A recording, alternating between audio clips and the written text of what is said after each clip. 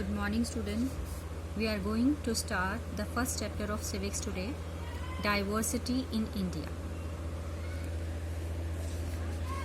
We all know that we live in India and it has a diverse culture, diverse food, diverse clothing, diverse language. Diverse का मतलब है अनेक प्रकार, विभिन्नता के साथ. तो विभिन्नता के लिए जो वर्ड यूज किया जाता है वो होता है diverse. Let's read. India is a diverse nation with a variety of traditions and culture.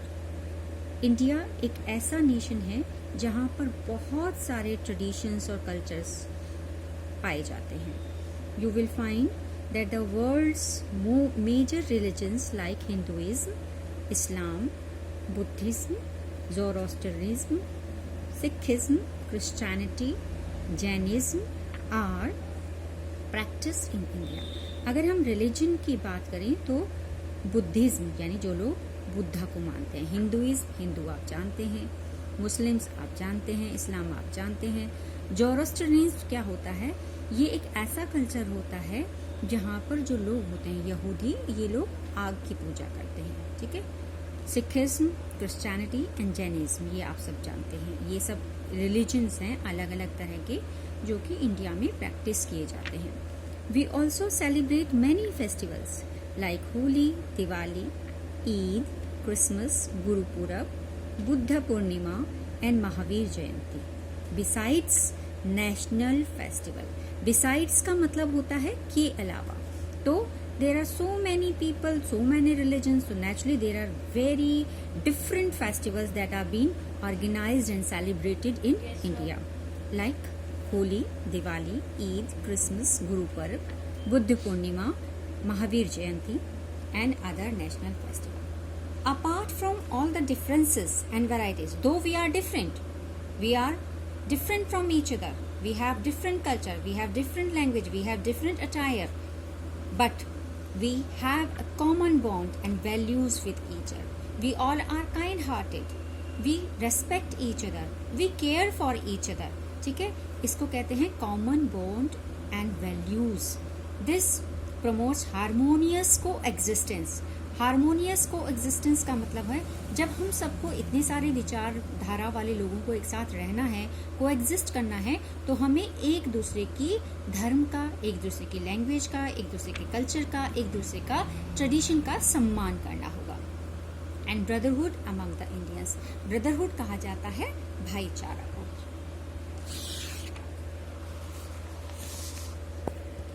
The Indian constitution unites us all. हमारा जो संविधान है, कॉन्स्टिट्यूशन है, rules of sets of rules and regulation that we all have to follow. ठीक है. वो हम सब के लिए एक है. We are proud to be the largest democracy in the world. एक ऐसा देश जहां पर लोगों के द्वारा सरकार को चुना जाता है उसको डेमोक्रेसी कहते हैं. और इंडिया जो है पूरे वर्ल्ड में लार्जेस्ट डेमोक्रेसी है. Our human rights are protected and promoted by our constitution. हमारा constitution हमें सारे rights देता है. हमें एक्सप्रेस करने का, किसी भी रिलीजन को फॉलो करने का, किसी भी लैंग्वेज को अडॉप्ट करने का, हमारे विचारों की स्वतंत्रता. तो there are various rights that has been provided by the constitution. No person is above the law of the land. कोई भी पर्सन जो है वो हमारे संविधान से, कॉन्स्टिट्यूशन से, set of rules and regulation से ऊपर नहीं है. तो सबसे बड़ा क्या है? कॉन्स्टिट्यूशन. अब आते हैं हमारी कंट्री के geographical features. India has diverse geographical features and climate. अलग अलग हैं. कहीं पर प्लेन है, कहीं पर माउंटेन्स हैं, कहीं पर हिली रीजन है, कहीं पर प्लेट्यूज हैं, कहीं डेजर्ट है ना. तो अलग अलग तरह के फीचर्स हैं, ज्योग्राफिकल फीचर्स हैं. क्लाइमेट भी वेरी करता है क्योंकि ज्योग्राफिकल फीचर्स अलग हैं. अगर हम माउंटेन में रहते हैं तो नेचुरली वहाँ क्लाइमेट बहुत ठंडा होता है. अगर हम डेजर्ट की तरफ चल जाते हैं तो रेन बहुत कम हो जाती है, तो नेचुरली बहुत हॉट होता है. For example there are mountains, terrains, deserts, fertile plains, plateaus, coastal plains and islands. Some regions are hot while some are humid and a few are cold. कुछ regions, कुछ जो एरिया है, reason क्या होता है? Area. बहुत hot है, जैसे डेजर्ट में चले जाएं तो क्या होगा, बहुत हॉट होते हैं, ठीक है। सम आर ह्यूमिड, जब आप कोस्टल एरिया में जाएंगे तो वहाँ पर बहुत बारिश होती है ना। अभी एकदम गर्मी पड़ी, एकदम से बारिश हो जाए तो मॉइस्चर बहुत होता है, तो यहाँ का क्लाइमेट कैसा होता है, ह्यूमिड होता है। और कुछ बहुत कोल्ड होते हैं, जैसे जम्मू एंड कश्मीर में जाएंगे हम, है ना, तो वहाँ का क्लाइमेट कैसा है, ठंडा है। उत्तरांचल का क्लाइमेट कैसा है, ठंडा है, ठीक है। Some reasons, India is surrounded by huge water bodies on its 3 side. आपने इंडिया को देखा है, इंडिया का मैप जब आप देखते हैं तो आप देखते हैं इसके वेस्टर्न साइड पर क्या है, कौन सा सी है, अरेबियन सी है। इसके ईस्टर्न साइड पर क्या है, बे ऑफ बंगाल है, और साउदर्न साइड पर क्या है, इंडियन ओशन है। So the bay of Bengal in the east, Arabian sea in the west and Indian ocean in the south. These water bodies unite India into a single geographical unit. और इन्हीं water bodies, इन्हीं oceans, इन्हीं seize की वजह से पूरा India जो है वो एक यूनिट की तरह से सामने आता है। The climate also shapes it's seasons. कितने सीजन्स होते हैं, summer, winter, autumn and spring. Summer, winter, autumn and spring. Thus, geographical features and climate of the land shape the food, clothing, customs and practice of the people. अब मान लीजिए आप northern area में रहते हैं, Jammu and Kashmir में रहते हैं, तो क्या आप डेजर्ट एरिया जैसे कपड़े पहन सकते हैं, नहीं पहन सकते हैं, आपको ज़्यादा वूलन यूज़ करना होगा, ठीक है। ऐसे ही अगर आप प्लेन में आ रहे थे, मुंबई में लीजिए, आप मान लीजिए आप कोस्टल रीजन में चले जाते हैं तो वहाँ गर्मी बहुत पड़ती है, तो आप वुलन्स को पहन ही नहीं पाएंगे। तो जो एरिया होता है वहाँ का, क्योंकि क्लाइमेट अलग है, जोग्राफिकल फीचर्स अलग अलग हैं, इसलिए वहाँ की लैंडशेप, फूड, क्लोथिंग, कस्टम भी अलग अलग होते हैं। अब आते हैं languages. Languages spoken in India belong to different language families. Indians speak about 140 different languages। 140 अलग अलग तरह की लैंग्वेजेस में बात करते हैं Indians. The written form of which often use different script. किसी भी लैंग्वेज की जो रिटन फॉर्म होती है उसको स्क्रिप्ट बोला जाता है। In the 92nd constitutional amendment act of 2003 4 new languages were been added to the 8th schedule of the Indian constitution.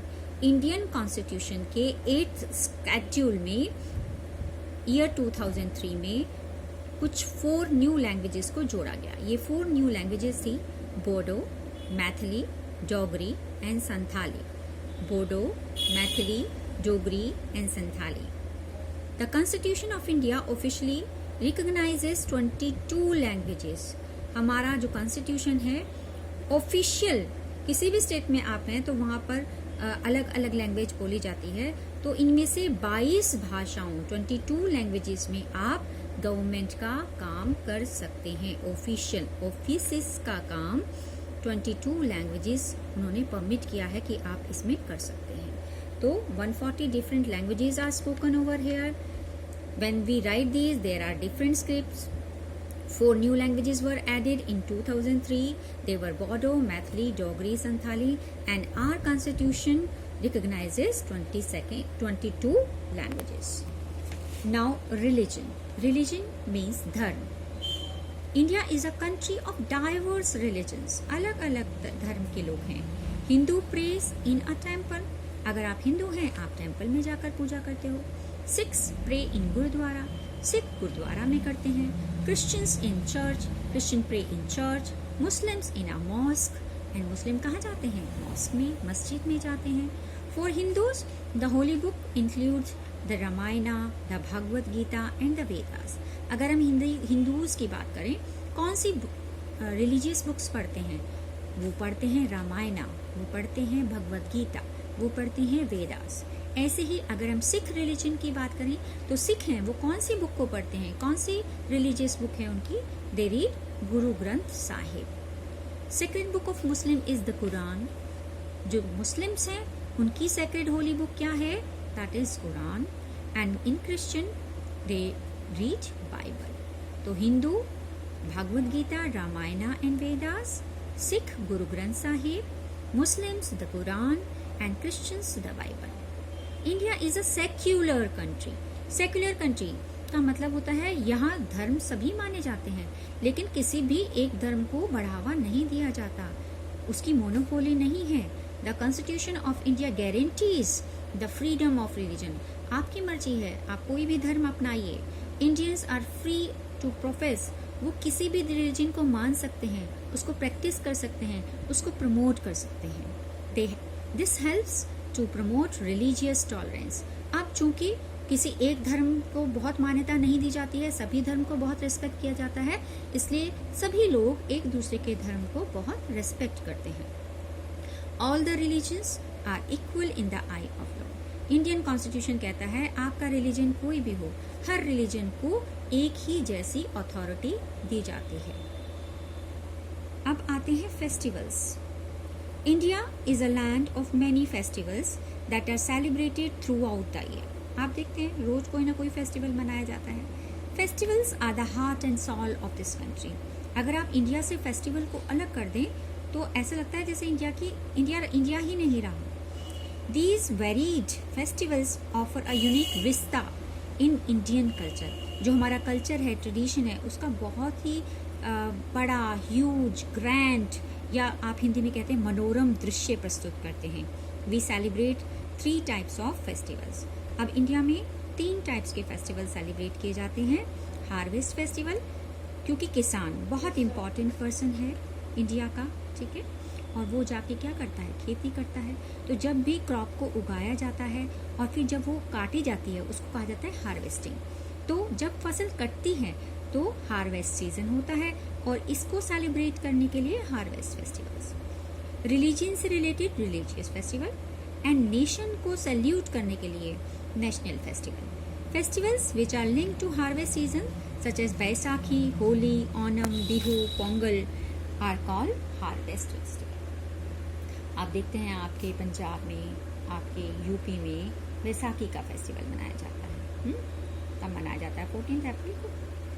क्यों? क्योंकि भाई गेहूं की कटाई हो जाती है, किसान बहुत खुश होते हैं, है ना। ऐसे ही होली, ओणम, बिहू, पोंगल, यहाँ पर इस सीजन्स में भी, इन फेस्टिवल्स में भी, क्योंकि क्रॉप कटती हैं, नई फसल की नई बालियाँ आती हैं, तो इन हार्वेस्ट फेस्टिवल्स को मनाया जाता है। There are some festivals that are celebrated on the birthdays of the founders of the religions. अलग अलग रिलीजन को चलाने वाले अलग अलग गुरु हैं, अलग अलग प्रॉफिट्स हैं, ठीक है, तो उनके बर्थडे को भी सेलिब्रेट किया जाता है, वो भी रिलीजियस फेस्टिवल में आते हैं।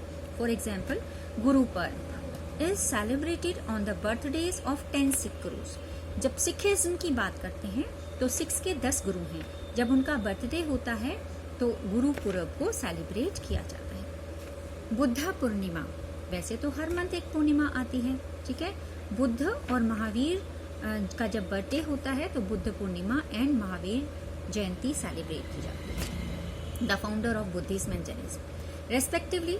Similarly some festivals like Christmas, Eid ul Fitr are celebrated in India and across the globe. Such festivals are religious festival. We celebrate 3 national festivals. सबसे पहला फेस्टिवल है आपका रिपब्लिक डे, जो आप 26 जनवरी को सेलिब्रेट करते हैं। Independence Day that you celebrate on 15th of August. Gandhi Jayanti, just because it was the day when our Rashtrapita, father of nation, Mahatma Gandhi was born. That was 2nd October. On 26th January 1950, our constitution came into force. 26 January 1950 को हमारा constitution लागू हुआ था, है ना। In other words, our country became a republic. वो देश जिसका अपना कॉन्स्टिट्यूशन होता है उसको रिपब्लिक कहा जाता है, तो हमारा देश रिपब्लिक बन गया था 26 जनवरी को। That's why every year on 26 January we celebrate republic day. Our country gained independence from the British rule on 15th August 1947 after long drawn struggle. बहुत लंबी लड़ाई के बाद हमारा देश ब्रिटिशर्स से आज़ाद हुआ था 15th August 1947। Just because we gain our independence, so we celebrate Independence Day on 15th of August every year. Mahatma Gandhi is the father of the nation. He was born on 2nd October, so we celebrate Gandhi Jayanti on 2nd October. Now, dance and music. Dance has always been an important part of our tradition. The two major kinds of dance forms are classical and folk. जब भी dance की बात करें तो dance की दो major forms होती हैं, एक होता है क्लासिकल, दूसरा होता है फोक. फोक यानी लोक नृत्य. Bharatanatyam is a popular classical dance of Tamil Nadu. Kathakali begin in Kerala. Kathak in North India. Kuchipudi in Andhra Pradesh. Manipuri in Manipur. Odissi in Odisha. These dance forms are now popular across the country. पहले समय था कि जो north Indian थे वो केवल कथक करते थे, केरला वाले कथकली करते थे, तमिलनाडु में भरतनाट्यम किया जाता था, मणिपुर में मणिपुरी डांस किया था, उड़ीसा में ओडिसी होता था. पर अब ये सारे डांसेस, क्योंकि टीवी एक ऐसा माध्यम बन चुका है कि बहुत सारे डांस शो ऑर्गेनाइज किए जाते हैं, तो अब लोगों के अंदर क्रेज हो रहा है, वो ये सब क्लासिकल डांसेस को सीखना चाहते हैं.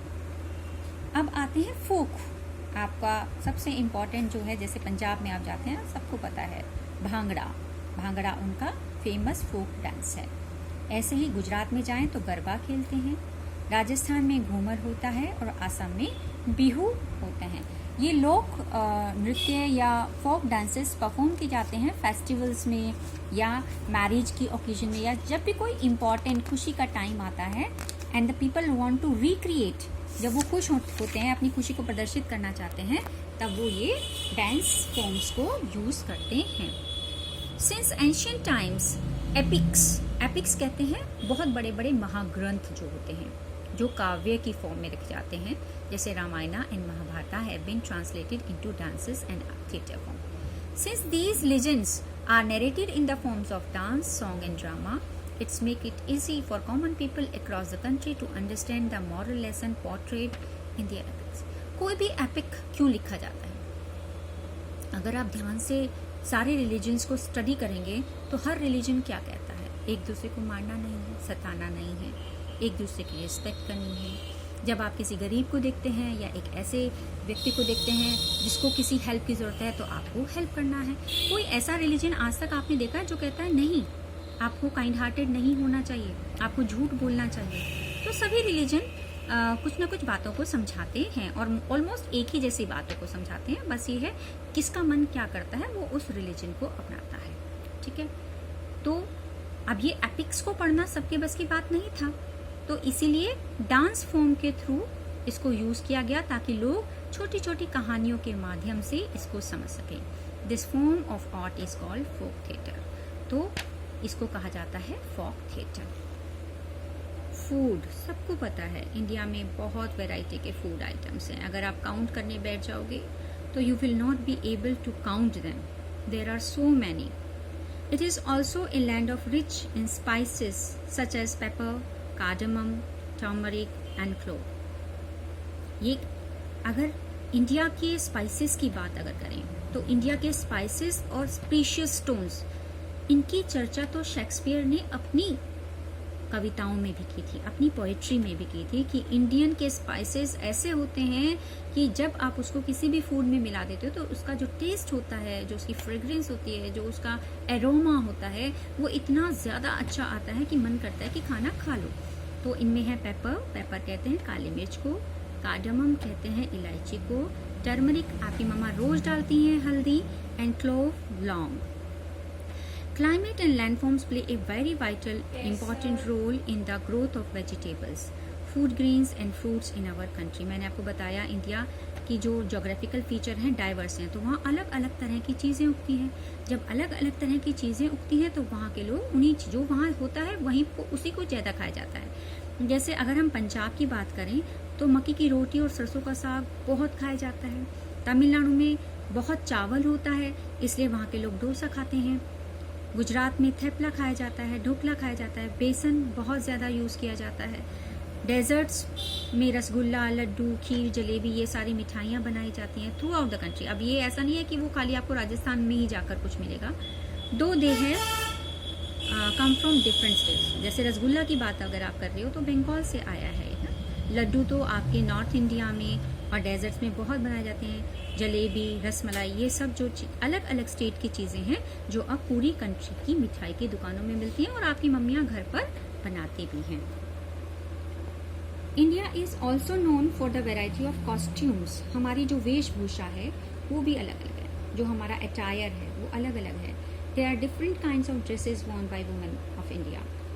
जैसे अगर आप साउथ इंडिया में जाएंगे तो वो साड़ी भी पहनते हैं, लहंगा चोली भी पहनते हैं. Lehenga choli in Gujarat, salwar kurta in Punjab, long woollen kurtas जिनको कि फिरन कहा जाता है. What are the long woollen kurta car? They are called pheran. तो in Kashmir they use to wear pheran. And डम्बन in Sikkim. Women also wear saris which are considered to be the most traditional attire of Indian women. Attire कहते हैं clothing को.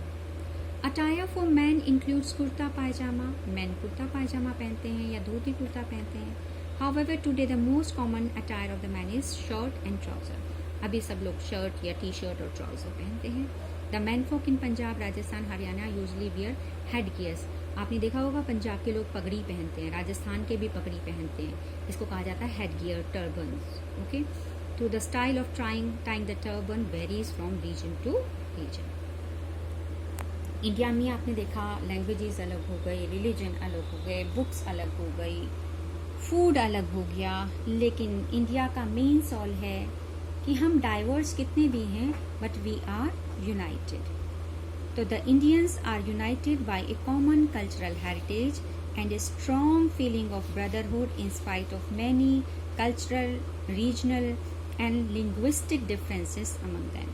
चाहे हमारे culture अलग हैं, tradition अलग हैं, रीजन अलग हैं, रिलीजन अलग हैं, लेकिन फिर भी हम एक दूसरे के प्रति हमारे अंदर जो काइंड हार्टेडनेस है उसको कहते हैं ब्रदरहुड, है ना. भाईचारे का भाव हमारे अंदर बहुत ज़्यादा है. सिंस टाइम इमेमोरियल, आप याद भी नहीं कर सकते, बहुत पुराने ज़माने से differences among people exist on the basis of caste, religion, region, yet they are united as one nation. कैसा भी समय आ जाए, देखिए लड़ाई होती रहती है, गुस्सा भी होता है, एक दूसरे को इंटॉलरेंस भी कभी कभी हो जाती है जिससे लड़ाइयाँ हो जाती हैं.